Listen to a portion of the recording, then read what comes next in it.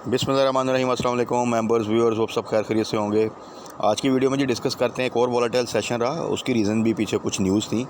और इस वॉलेटिलिटी में जो स्मार्ट प्लेयर हैं वो डेफिनेटली आप देखिएगा, और ये आने वाले ट्रेडिंग सेशन साबित करेंगे कि यहाँ पे बड़ी ज़बरदस्त अपॉर्चुनिटीज़ क्रिएट हो रही हैं। और उस अपॉर्चुनिटीज़ को जो इन्वेस्टर है, जो एक्सपीरियंस इन्वेस्टर है, जो स्मार्ट इन्वेस्टर है, वो बिल्कुल जो है वो ग्रैब कर रहा है। क्योंकि इंडेक्स की अगर आप डेली की मूवमेंट देखें अब, तो इंडेक्स जोन्स है वो तकरीबन 800 से 1000 पॉइंट, समटाइम इससे भी ज़्यादा पॉइंट्स की एक रेंज में मूव कर रहा है डेली। तो उसमें आप डेफिनेटली अंडरस्टैंड कर सकते हैं कि उसमें एक स्टॉक है, जिस तरह आपका इंडेक्स जो सा मूव करता है इस तरह स्टॉक्स भी एक अच्छी रेंज में मूव करते हैं। तो उसमें कोई स्टॉक अगर डेली का 3-4% नीचे आता है और फिर 3-4% ऊपर भी जाता है, और फिर कहीं पे वो मिड में क्लोजिंग देता है, इधर वो पॉजिटिव हो सम टाइम या वो नेगेटिव हो, तो उसका स्पैन जो से अगर आप देखें तो एक स्टॉक का वो भी तकरीबन आप कह लें तो 6 से 7% का ईज़िली बन रहा है। तो इस तरह के सिनेरियो में आपको नॉर्मली अच्छी जो सी हैं वो ट्रेड्स मिल जाती हैं, और बहुत सी अपॉर्चुनिटीज़ जो सी हैं वो इस तरह की सिचुएशन में आपको मिल सकती हैं, जिनको आप टारगेट कर सकते हैं। तो थोड़ा सा डिस्कस कर लेते हैं मार्केट की आज की परफॉर्मेंस, और कौन सी न्यूज़ थी जिसकी वजह से मार्केट थोड़ा सा प्रेशर में थी, उसका कल इम्पैक्ट क्या हो सकता है, और कल के लिए हमारी स्ट्रेटजी क्या होनी चाहिए। तो सबसे पहले KSE 100 इंडेक्स की तरफ आ जाते हैं। 277 की नेगेटिव क्लोजिंग के साथ 64,237 पे क्लोज़ किया है KSE 100 इंडेक्स ने आज। अगर आज का डे लो देखें तो वो तकरीबन 64,183 बनता है, और अगर हाई देखें तो 65,069। तो वही बात कि आप अगर अंदाज़ा लगाएं तकरीबन 800 पॉइंट का जो है ना वो आपका एक स्पैन बनता है 800 से 900 पॉइंट का, जिसमें इंडेक्स ने जो है वो मूव किया है।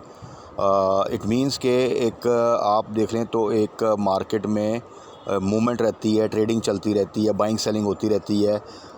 मींस के ऐसा नहीं हुआ कि मार्केट बिल्कुल डल हो गई हो किसी न्यूज़ की वजह से, जैसा कि पहले आपने देखा होगा कोई न्यूज़ आनी होती थी, किसी चीज़ का वेट होता था, या मार्केट पे अगर जब एक कॉन्फिडेंस नहीं होता था तो उसकी वजह से क्या होता था कि वो स्टॉक जो से बिल्कुल 2-3% की रेंज में मूव कर रहे होते थे। इंडेक्स जो है आपका वो 200-300 की रेंज में मूव कर रहा होता था।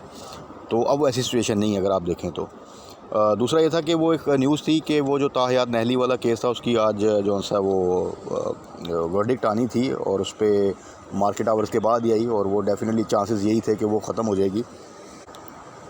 इसी तरह पीछे आपको याद होगा न्यूज़ आई थी कि वो सेनेट ने जो सा बिल पास किया था इलेक्शन मौखर करने का, लेकिन उसके बाद वो भी फिर न्यूट्रल हो गया चीज़। तो इस तरह की न्यूज़ का बेसिकली जो इम्पैक्ट आएगा मार्केट में, उसकी वजह से जो डिप आएगी वो फ़िलहाल के लिए वो एक अपॉर्चुनिटी के तौर पे आप उसको कंसिडर करें इंशाल्लाह ताला, क्योंकि मार्केट ने डेफिनेटली आगे मूव करना है। सिर्फ एक शर्त है कि इस तरह की न्यूज़ तो आएँ, लेकिन कोई ऐसी सिचुएशन ना क्रिएट हो जिसमें हमें लगे कि मुल्क फिर डिस्टेबल हो रहा है, और जो सा ये स्टेबिलिटी थोड़ी सी आई हुई है, ये ख़राब हो रही है।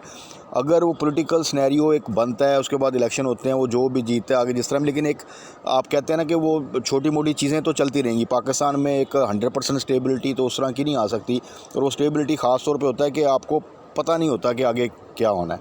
पाकिस्तान का प्रॉब्लम यह है कि अनसर्टेनिटी रहती है, और इस अनसर्टेनिटी की एक बहुत बड़ी वजह हमारे न्यूज़ चैनल्स हैं। जो हमारा एक ओवरऑल एक एटीट्यूड है कि हम एम्बिग्यूटी में रहते हैं, अनसर्टेनिटी में रहते हैं, अनक्लियर रहते हैं। आखिरी दिन तक नहीं पता होता किसी भी इवेंट के बारे में कि ये होगा नहीं होगा, ये पॉजिटिव होगा नेगेटिव होगा, क्या होगा। और बहुत सी ऐसी चीज़ें हैं जिनके ऊपर हम इतनी ज़्यादा बहस करते थे, ज़्यादा उसको जिसे कहते हैं ना एम्बिग्यूटी में ले जाते हैं, जहाँ के नॉर्मल दुनिया जो है उसको बड़ा ईजीली चीज़ों को हैंडल करती है। तो उसकी वजह से डेफिनेटली एक प्रेशर रहता है, कन्फ्यूजन रहता है, और मार्केट कभी भी कन्फ्यूजन में अच्छा परफॉर्म नहीं करती, वो डेफिनेटली उस पर प्रेशर एक आता है। बट ओवरऑल देखा जाए तो कोई खुदा न खास ऐसी सिचुएशन है नहीं। इंशाल्लाह उम्मीद है कि चीज़ें अल्टीमेटली बेहतरी की तरफ जाएंगी। तो इस पूरे सिनेरियो में किसी किस्म की पैनिक की ज़रूरत नहीं है। सिर्फ अपने स्टॉक्स को होल्ड करें, जो अच्छे प्रॉफिट में हैं उनमें स्टॉप लॉस लगाएं। प्रॉफिट टेकिंग नहीं करनी बिल्कुल ना करें, लेकिन स्टॉप लॉस ज़रूर लगाएं, क्योंकि अब मार्केट उन लेवल्स पर है, और आगे आपको पता है इलेक्शन है, तो बहुत सी न्यूज़ आएंगी, बहुत सी सिचुएशन क्रिएट होंगी। जिसमें मार्केट में इस तरह की डिप्स आ सकती हैं, थोड़ी सी मार्केट वॉलेटाइल रह सकती है। तो ऐसे सिनेरियो में अगर आपका स्टॉक जो है वो डिप लेता है तो आप एक पॉजिटिव एग्जिट ले लेंगे, आपका कैश सिक्योर होगा। तो आप उसी स्टॉक को थोड़ा सा नीचे 5-6% नीचे बाय कर सकते हैं। अगर वो नहीं होता तो और बहुत से स्टॉक्स हैं जो कि डाउन साइड पे हैं और आप चाहते हैं कि उनको बाय करें, लेकिन आप किसी और स्टॉक में स्टक हैं तो आप उसमें बाइंग कर लेंगे। तो इस तरह की सिचुएशन में थोड़ा सा कैश इन हैंड होना बहुत अच्छा होता है और वो आपको एक अच्छी स्विंग ट्रेड जो है ना वो दे देता है। बाकी कल के लिए देखें, कुछ स्टॉक्स मैंने मेंशन किए हुए हैं, उनको फोकस करें। हैस्कोल के वाले से भी थोड़ा सा देख लें।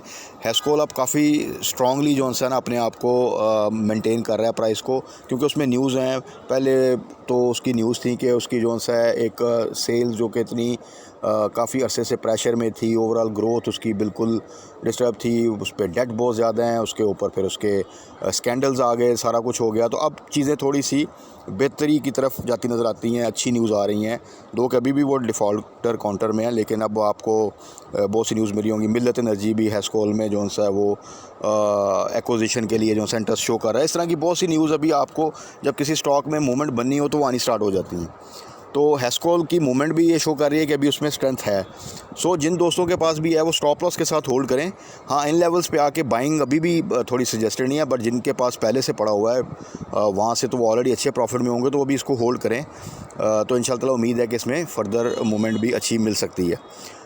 इसके अलावा कल के लिए मैंने आपको बताया था पाक ऑक्सीजन जो है उसको टारगेट कर लें। उसका यही टाइम है, यही तकरीबन 1.5-2-2.5 माह यही टाइम होता है जिसमें वो एक अच्छी मूवमेंट देता है।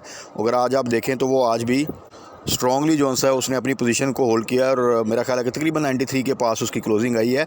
सो 90 से नीचे मिले तो बहुत बेहतर है, लेकिन अगर आपको 93 से नीचे भी मिल जाता है तो it's not a bad trade. आप उसको बाय करें और यहाँ से आप 120 का टारगेट इसको बना सकते हैं। अगर इवन यहाँ से अगर आपको वो 120 तक की प्राइस दे देता है और वो भी अगले 1.5-2 माह में, तो आप उसको परसेंटेज वाइज कैलकुलेट कर लें तो वो एक अच्छी परसेंटेज बनती है विद मिनिमम रिस्क। और ओवरऑल आपको पता है कि हर साल ये एक अच्छा प्रॉफिट जो है वो दे के जाता है। तो पाक ऑक्सीजन को आप टारगेट कर सकते हैं। बाकी आईटी सेक्टर के स्टॉक्स को होल्ड करें। ऑयल एंड गैस के मैंने आपको बता दी हुई हैं रेंज, ओजीडीसी की, पीएसओ की, कि इनमें कहाँ पर जाकर आपने जो है वो बाइंग करनी है। अगर ओजीडीसी 110 से नीचे आता है तो वहाँ पे आप दोबारा एंट्री ले सकते हैं और 125 से ऊपर आप टारगेट कर लेंगे, यहाँ पे आपने प्रॉफिट करनी है। फ़िलहाल ये स्पैन है तकरीबन 110 अभी मिनिमम और 130 अभी मैक्सिमम इस प्राइस रेंज में मूव करता है। उसके अंदर फिर फर्दर एक स्पैन बन जाता है 115 टू 125 का, जिसमें वो फ़िलहाल जो है मूव कर रहा है। इसी तरह हर स्टॉक ने अपनी एक रेंज सेट की है फ़िलहाल, तो उस रेंज में जितना मिनिमम साइड पे आप बाय कर लेंगे आपको उतना ही ज़्यादा फ़ायदा होने के चांसेस बढ़ जाएंगे। और उस रेंज की जितनी हाई साइड पे आप जाके बाइंग करेंगे उतना थोड़ा सा रिस्क फैक्टर आपका बढ़ जाएगा। तो अभी आप इसमें प्ले करें और इंशाल्लाह ताला उम्मीद है कि कल मार्केट जो है वो एक अच्छा बाउंस बैक करेगी, क्योंकि कोई ऐसी नेगेटिव न्यूज़ नहीं है अब। और जिस न्यूज़ का थोड़ा सा ख़दशा था, आल्दो के ज़्यादातर लोगों को पता था कि इसका जो वर्डिक्ट है वो यही आना है, तो उसका भी इंशाल्लाह ताला जो है वो इम्पैक्ट अब किसी किस्म का नेगेटिव नहीं आएगा। तो मार्केट में जिन दोस्तों ने भी होल्डिंग की है वो इंशाल्लाह ताला एक अच्छा बाउंस बैक देखेंगे। अभी भी आप अगर टारगेट करना चाहें एबर को कर सकते हैं, आईटी में एवीएन को कर सकते हैं, इसी तरह खैबर टोबैको को साइड आइटम में कर सकते हैं। थोड़े छोटे आइटम में आए तो गनी केमिकल को कर सकते हैं, पीटीसी को डिप पे बाय कर सकते हैं। तो ये कुछ स्टॉक हैं जिनको कल के लिए अगर आप टारगेट करें तो एक अच्छा बाउंस बैक आपको मिल सकता है। बट अगेन स्ट्रेटजी वही रखें, ऐसा नहीं है कि कोई स्टॉक आपको 3-4% ऊपर मिले तो वहाँ पे आप बाय करें। स्ट्रेटजी बड़ी क्लियर आपकी होनी चाहिए कि 3-4% नीचे मैंने बाय करना है, 3-4% ऊपर बाय नहीं करना। और जब नीचे आप बाय करेंगे तो फिर आपको हो सकता है कि एक अच्छी डे ट्रेड भी मिल जाए, एक अच्छी स्विंग ट्रेड भी मिल जाए और आप मिनिमम रिस्क के साथ एक अच्छा जो है ना वो अपनी इन्वेस्टमेंट को प्रॉफिट में कन्वर्ट कर सकते हैं। तो इस तरह की चीज़ें आगे भी इंशाल्लाह ताला मौके आपको मिलते रहेंगे, हम डिस्कस करते रहेंगे। स्टॉक्स में बार बार मेंशन करता रहूँगा। शॉर्ट टर्म इन्वेस्टमेंट के लिए भी, लॉन्ग टर्म इन्वेस्टमेंट के लिए भी डे ट्रेड में कोई ख़ास चार्म नहीं होता। दो कि वो लगता बहुत अच्छा है लेकिन अल्टीमेटली उसको अवॉइड करना ही बेहतर है। जितना टारगेटेड आप खेलेंगे, जितना आप इन्वेस्टमेंट के लिहाज से खेलेंगे, उतना आपके ओवरऑल जो है ना अच्छा प्रॉफिट मिलेगा at the end of the day. तो इस चीज़ को थोड़ा सा फोकस करें, अच्छे स्टॉक्स को फोकस करें, ग्रोथ स्टॉक्स को फोकस करें, वैल्यू बाइंग करें। तो इंशाल्लाह ताला आपको इस साल जो टारगेट रखा है कि 50% मिनिमम गेन जो सा वो हमने टारगेट करना है, तो इंशाल्लाह ताला इससे बहुत बेहतर गेन हमें मिल सकता है। बस दुआ ये करनी चाहिए कि एक तो ये ओवरऑल आपके मुल्क में स्टेबिलिटी रहे, तो फिर इंशाल्लाह ताला बहुत अच्छा मौका आपको फर्दर मिलेगा।